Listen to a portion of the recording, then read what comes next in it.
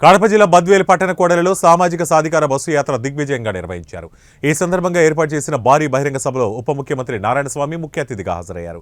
MLA doctor Sudha, MLC DC Govinda Reddy ఆధ్వర్యంలో నిర్వహించిన ఈ సభకు ప్రజలు అధిక సంఖ్యలో తరలివచ్చారు.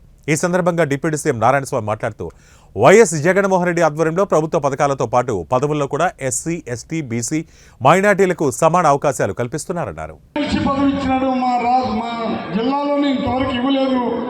అని చెప్తూ మళ్ళీ ఇక్కడ వైస్ ప్రెసిడెంట్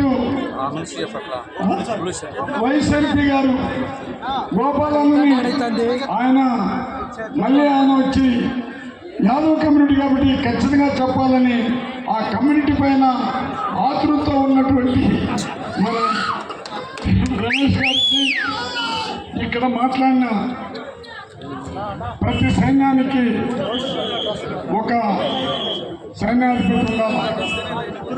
భారతంలో పాండవుల పక్షన శ్రీకృష్ణుని నిలబెడితే ఈ నియోజకవర్గానికి ప్రత్యేకించి అందరితో కలుపుకొని పోయే ప్రేమాభిమానం కలిగినటువంటి ఎక్స్ ఎమ్మెల్యే, ఇప్పుడు ఎమ్మెల్సీ, మళ్ళీ ఈ అందరినీ నడిపిస్తున్నటువంటి